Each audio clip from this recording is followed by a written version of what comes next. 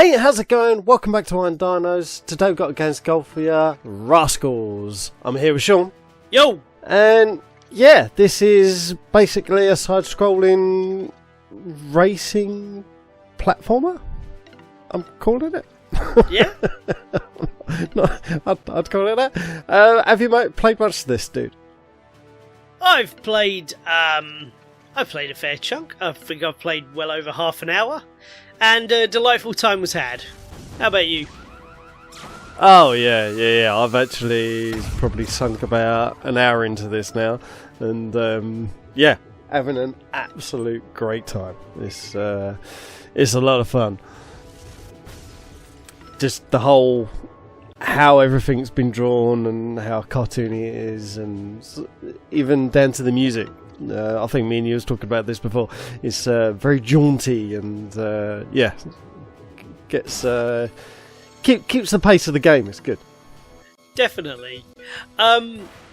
This is to a degree the opposite of Super Meat Boy, which we spoke about quite recently. This doesn't have a lot of detail. It's not very fast, and it's almost got puzzle, like you're about to see here. It's almost got puzzle elements because you don't want them to crush you. But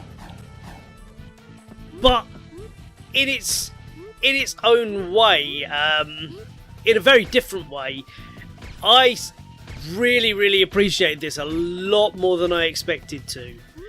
It's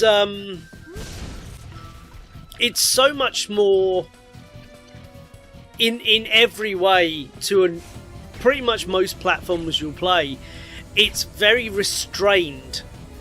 You feel slow. You don't jump high. You don't have a lot of distance on your that little wand he keeps using. That's an attack. It breaks blocks, and it also you can use it against foes. Yeah. But then you get into... so there's a frenzy meter, which lets you go really quickly. And there are power-ups which do various things, some of which blast you forward. Here's the frenzy meter now, in fact. And I enjoy the game a little more at this pace, but purely because it's what I'm used to. But... Yeah. Oh, that was close. Yeah, I was really close. Honestly, the way it's so restrained, it doesn't really feel that when you're playing it. It doesn't feel. It's deceptively challenging. It feels easy because of its lack of speed and because you can't jump really high and stuff. But once you start getting into the challenges, which come pretty early on, they're devastatingly tough in comparison. yeah, exactly. I really like the comedy of it as well. It's like a silly sort of comedy to it. I've included some of the clips as we go through, so you'll see. But yeah, really like the comedy of it as well. But yeah, no, I really like that frenzy and. Oh, just on the comedy. I'd be very surprised if this wasn't made by a British team. Yeah. It's a very British kind of humour. Yeah, definitely. I actually found that these levels where you're actually racing the other guys, I found these a lot more fun, but a lot more challenging. Yeah, they're very tough. Yeah. And those skull blocks as well, so they take a few more hits to break, but if you get the correct one, and I think it's 5 that land together, it will destroy all 5. So on some things, be very careful which ones you actually break and which ones you don't.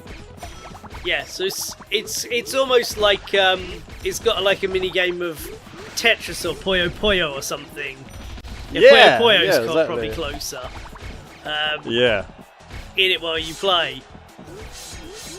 You came first. I didn't come. Bone on. I did not come first when I got to this race. I came second and I was sad. Did you pass the level though on second? Yeah. It's don't come last, isn't it? Yeah. Just don't come last. So I'll take it. Yeah. I'll take the cheap win. Oh yeah. Exactly. Some of these levels are time-based as well, and I think one of them's coming up actually. But yeah, I scraped through by the skin of my teeth. It's like tenths of seconds. It really is. I think this is one now. Yeah, I was just gonna say those red ones are it says they're horrendously difficult. Those are the ones I found a little more fun so far, but it may not be too long before it's controller splittingly fun. Yeah.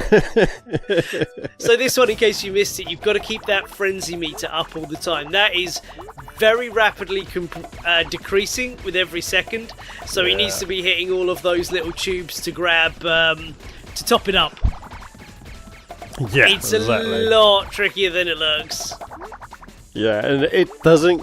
There's not a lot of room for error. Like you can maybe miss one, like there, but other than that, you've basically got to hit them all. Yeah. Just on those blocks you were breaking there. There's a. Oh yeah, my controller disconnected at this point right near the end, and I was like, no! And but it's okay. I've restarted it, and it saved my position. I was panicking because that took me I think it was my 6th attempt or something like that. Sorry, go on, carry on. Yeah, so on those blocks, there's a timing to it. If you press the button to use your attack when you're already against the blocks, it stops you.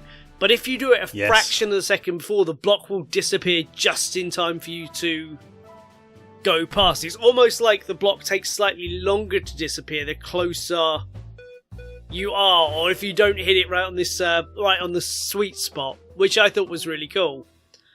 Yeah. I actually wasted a zap there by accident. I meant to press down, but I didn't. So here's another different game mode. This is just a puzzle. Yeah. You have to get down to the bottom before running out of wand strokes, as you can see there. That you can obtain extra ones as you go down the level. And you just need to get to the bottom. If you get crushed, it takes off a wand stroke as well. Yes. Yeah. This is one of my favourite game modes. There's like a weird Pink Panther-y kind of detective-y bit of music playing in the background that I found very appropriate and fun. Yeah, and there's like a split second when you destroy a block, they'll vibrate right there. And you've got like maybe a second to like run into a gap and just get out, otherwise it will like cut you off. But yeah, no, I did alright here.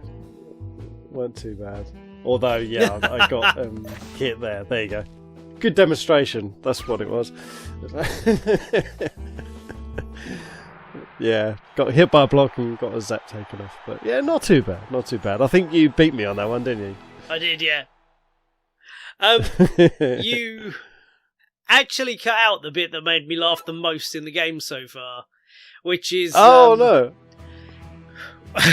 So they need a new guy, the guy you're playing as.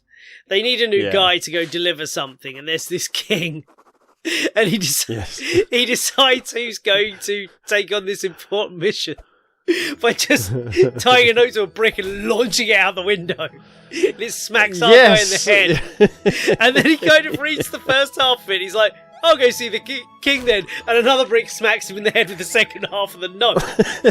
And then when he's in the room with the king's like, here's the thing you need to deliver. And then throws it straight in his face with another brick. It's very childish, but that's really my kind of humour. That made me laugh as well. They were just whatever, is it cuddle muffin they call that thing? And they're just like in the process of giving it an anagram, and then they cut it off because they couldn't be asked to write the whole thing. That's very funny. As I said, I consider that quite a British style of humour, whether that's the case or not. It makes me laugh. Yeah. Oh, absolutely. Yeah. No. I said before, like, the humour does make me laugh a lot. It's very good. It is very British. I like these rat dudes. They're funny as well. Yeah, they're the villains, or the henchmen of the villains. Henchmen of the villain. Yeah, that's it. Adam's actually got a power-up here, but he's not using it at this point. No, I'm saving it just in case I need it. Ah, good call. I was doing alright, so I thought, okay, I'll save it and then maybe I'll use it later. Yeah, so the Cuddle Muffin satellite basically just comes around like Sinister or that terrifying mask from Super Mario Bros. 2. It kind of gets in the way, but unlike a lot of games of this type, it can also hit the enemies and disable them, which is quite cool. Yes, yeah. It's trying to make you lose. There you go. It was coming this for you. This bit made me laugh. Yeah, I like this bit. This bit's funny.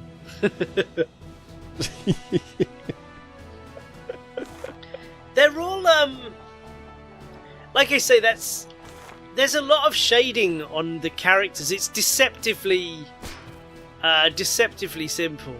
Like it looks a lot. Yeah. It looks like it's got a lot less detail and a lot less, maybe even a lot less effort than it actually does. If you look closely, there's more than you think there is. It's still quite a simple looking game, but it doesn't. I don't think it's a basic looking game. I think that's a better way of putting it. No. Yeah, I think they've done really well. And they're so expressive. Considering they're just basic skulls, they're very, very expressive. Yeah, exactly. Yeah, you can automatically tell what they're feeling and thinking. But yeah, this bit. It's the guy who was in the first cutscene. He got injured when Adam took control of the first guy. Yeah, it's like, we're boned. Bum bum.